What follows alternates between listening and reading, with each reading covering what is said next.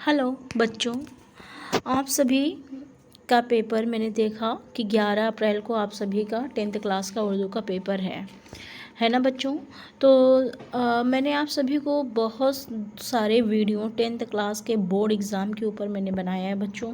Video मैं बार बार कह रही हूँ कि वीडियो बहुत इम्पॉर्टेंट है। आप सभी उस पेपर देने से पहले उस वीडियो को आप सभी ज़रूर देखें। आप सभी के इम्पॉर्टेंट को नज़र में रखते ही वो सारे वीडियो आपके बनाए गए हैं बच्चों।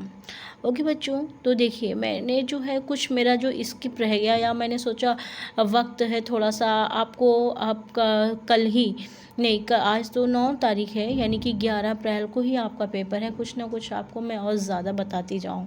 मेरी कोशिश यही थी कि आपको बहुत अच्छा बता दूँ और आपके नंबर भी बहुत अच्छे आएँ। तो देखिए बच्चों, ये वही मैं आप सभी के लिए लेकर के आई हूँ। क्वेश्चन नंबर 7 मैंने आपको बताया था तशरीह था आपका। तशरीह था और तशरीह करने का तरीका भी मैंने बताया था, लेकिन आज मैं बिल्कुल लिख करके आपको तशरीह करने का तरीका बता रही हूँ बच्चों। देखिएगा, आप गौर से देखिएगा। देखिए ये शुरू होता है जब से सबसे पहले आपका सवाल नंबर पे आता है, सवाल नंबर 7 पे आता है।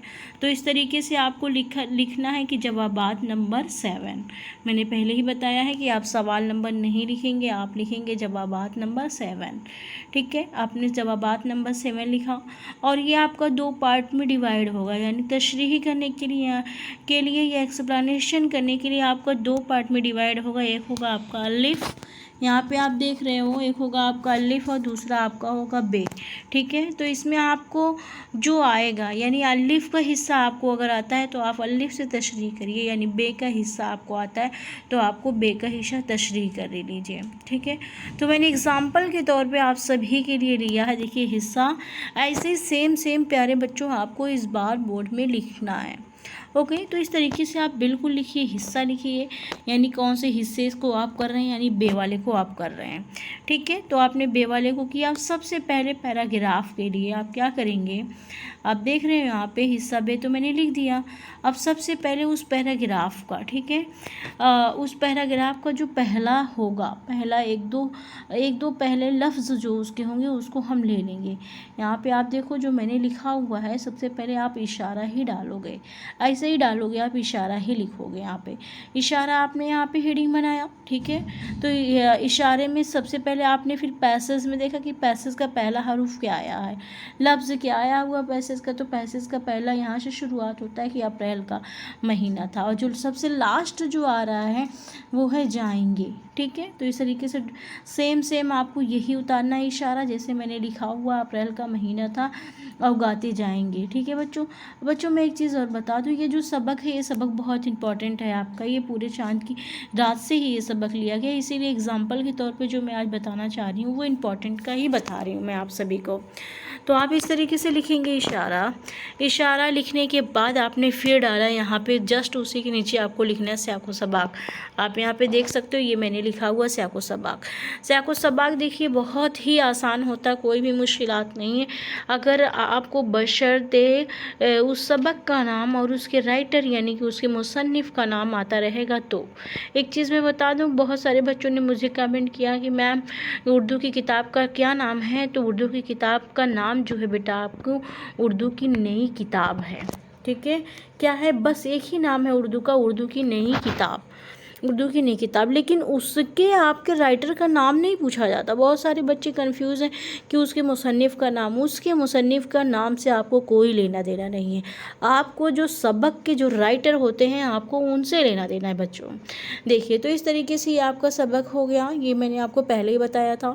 ये इबारत अब देखिए इस तरीके से लिख सकते हैं आप, ये इबारत अफसाना। अब अफसाने का नाम क्या, यानी अफसाना, क्योंकि ये अफसाना है। ठीक है, मैंने शुरू में आपको बताया था कि आपका जो पूरा सिलेबस है वो कई हिस्सों में डिवाइड है।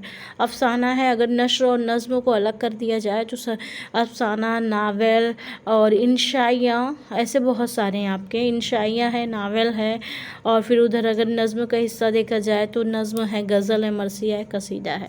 ऐसे बहुत सारे हिस्सों में आपका पूरा सबक यानी कि आपकी पूरी किताब डिवाइड की गई है। ठीक है प्यारे बच्चों, तो इस तरीके से जो ये आपका सबक दिया गया है, ये सबक है आपका अफसाना पूरे चांद की रात। अफसाना पूरे चांद की रात, देखिए मैंने किस तरीके से अंडरलाइन किया हुआ, आप बिल्कुल देख सकते हो।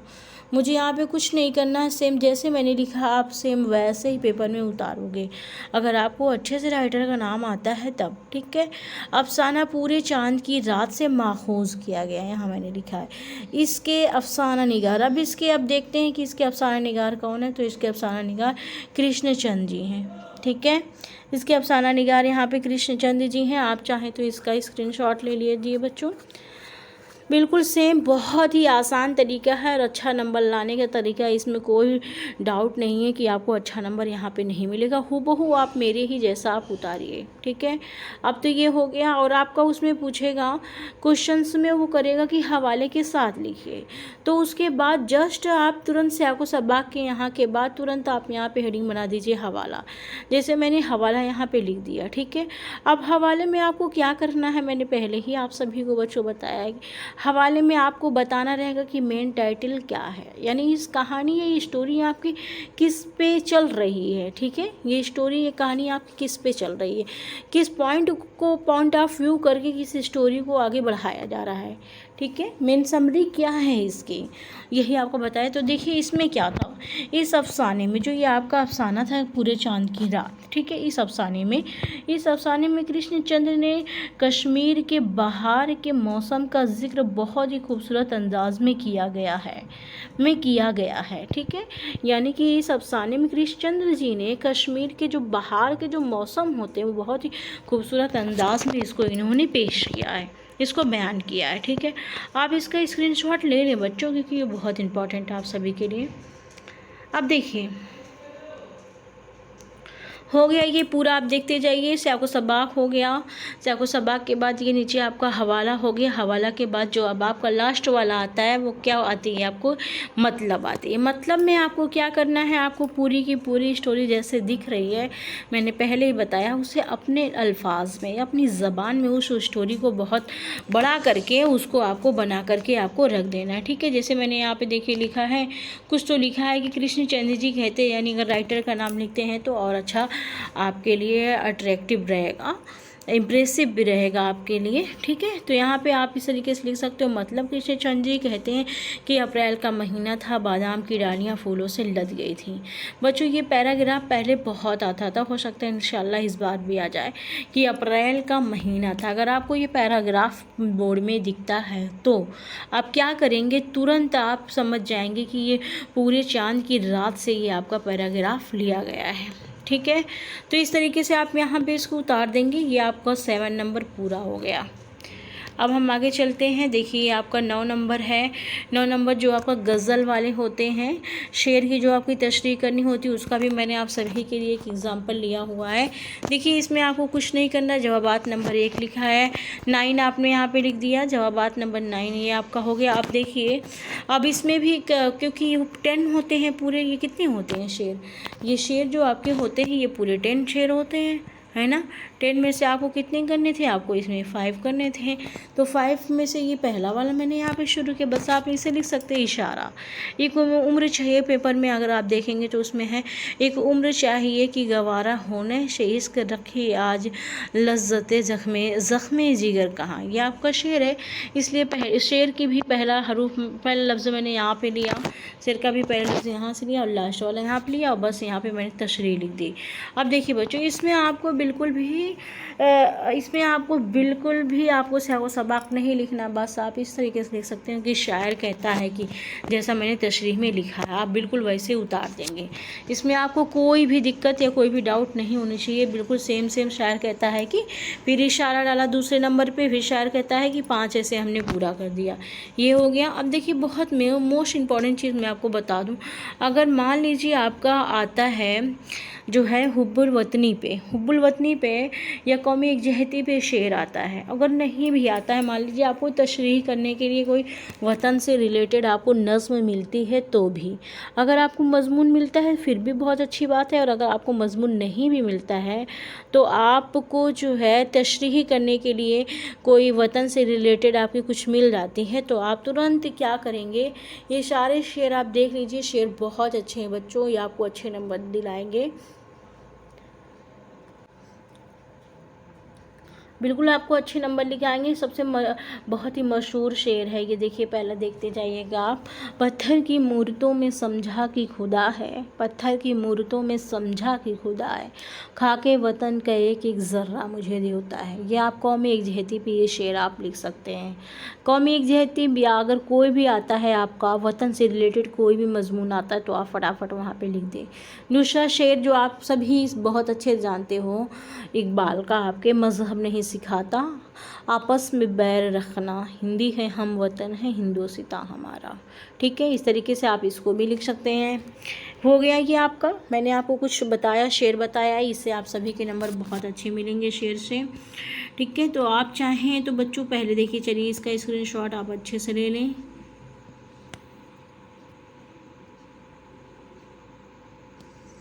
ओके, अब इस पेज का ले लें, ये भी आप सभी के लिए बहुत इम्पोर्टेंट है। पूरा पेज, पूरे पेज की ही आप स्क्रीनशॉट ले लीजिए बच्चों।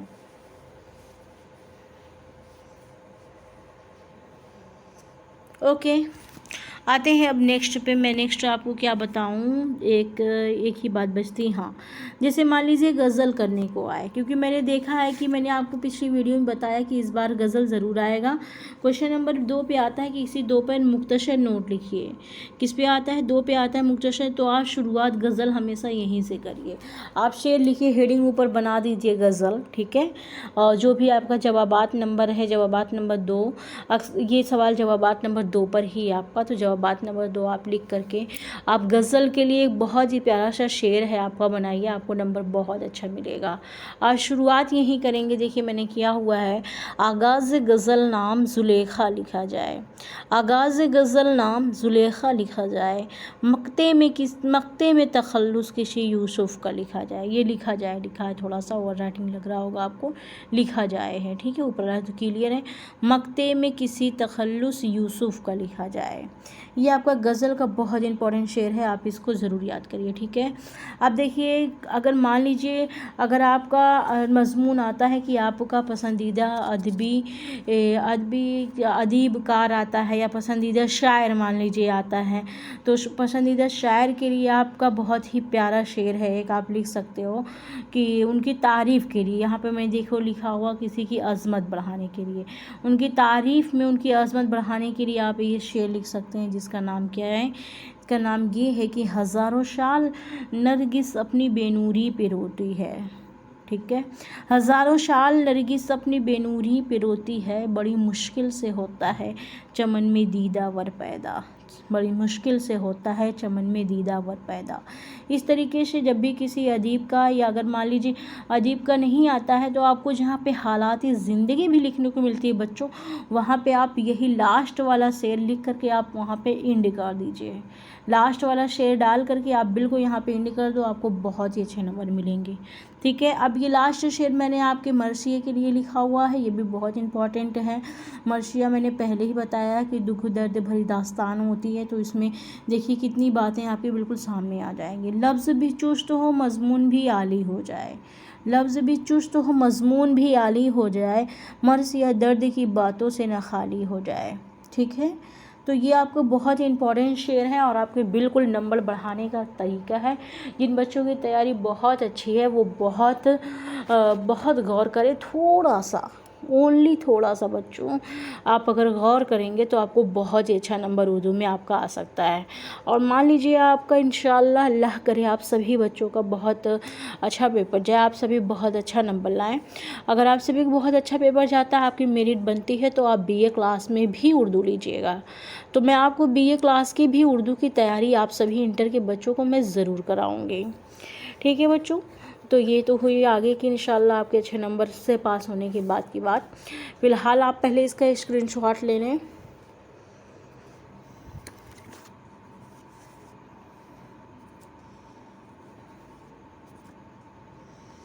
ठीक है, उम्मीद है कि आप सभी ने ले लिया होगा। तो बच्चों बस कहना यही है कि मेहनत इंसान करता है, तो कोई भी काम उसके लिए नामुमकिन नहीं होता, मुश्किल नहीं होता। मेहनत करने वालों के साथ खुदा भी उनके साथ होता है। हम ईमानदारी से मेहनत करेंगे तो बेशक खुदा पाक हमारे साथ है, खुदा हमारे साथ है। प्यारे बच्चों, तो बस इतना ही कहूँगी कि खुदी को कर बुलंद इतना कि हर तदबीर से पहले, इकबाल का बहुत ही अच्छा शेर है बच्चों। खुदी को कर बुलंद इतना कि हर तदबीर से पहले, खुदा बंदों से खुद पूछे बता तेरी रज़ा क्या है। खुदा बंदे हैं यहाँ पे, खुदा बंदे से खुद पूछे बता तेरी रज़ा क्या है। यानी कहने का मतलब ये है कि हमें ज़िंदगी में इतना अच्छा काम करना चाहिए या इतनी मेहनत का हमें खुद हम काम करें कि खुदा भी हमसे पूछे कि ऐ इंसान तू इतनी मेहनत कर रहा कि तुम्हारा इरादा क्या है, यानी तू करना क्या चाह रहा है। ठीक है, तो बस ये एक शेर है आप सभी की मोटिवेशन के लिए कि आप सभी किसी भी काम को करने के लिए अपने आप को बिल्कुल भी मत मानिए कि हम ये चीज़ नहीं कर सकते हैं। खुदा ने सबको अलग अलग खूबियाँ दी हैं, सभी में कुछ ना कुछ ज़रूर खूबियाँ हैं बच्चों। तो अपनी खूबियाँ पहचानिए और जिस अपनी खूबियाँ पहचानिए, हमेशा अच्छा काम करिए, इंशाअल्लाह ताला आप आगे बहुत तरक्की करेंगे। और हाँ, आप सभी ने मेरा चैनल सब्सक्राइब किया है, प्यारे बच्चों आप सभी का शुक्रिया। आप सभी ही मेरा चैनल आगे बढ़ाइए प्लीज़ बच्चों। मैं भी आप सभी के लिए बहुत मेहनत करती हूँ, ड्यूटी से घर, उसके बाद भी वीडियो बनाना आप सभी के लिए होता है। तो बच्चों प्लीज़, मैंने देखा है कि सब्सक्राइबर तो आप लोग बढ़ा रहे हो लेकिन व्यू नहीं बढ़ रहा है। आप सभी से गुजारिश है कि बच्चों आप सभी व्यू भी मेरा बढ़ाइए ताकि मुझे अच्छा लगे कि मैं मेहनत कर रही हूँ और आप सभी देखते भी हैं। व्यू बढ़ाइए, जितने भी सब्सक्राइबर हैं आप सभी से मेरी गुजारिश है कि कम से कम आप सभी मेरा व्यू ज़रूर बढ़ाइए। इसके लिए भी आप सभी का शुक्रिया रहेगा। फिर मिलते हैं इंशाल्लाह नेक्स्ट वीडियो में आप सभी के साथ। और बच्चों, जैसे ही आपका बोर्ड एग्ज़ाम का पेपर जैसा जाता है, आप सभी मुझे कमेंट करना मत भूलिएगा, प्लीज़ मुझे कमेंट करिएगा। आपका कमेंट देख करके मुझे अच्छा लगेगा कि आपका पेपर मेरी वीडियो से बताए गए कुछ मैच किया, अच्छा हुआ कि नहीं हुआ। आप सभी मुझे कमेंट में ज़रूर बताइएगा। ओके, मिलते हैं इंशाल्लाह अच्छे से पेपर होने के बाद आप सभी के। अल्लाह हाफिज़, टेक केयर।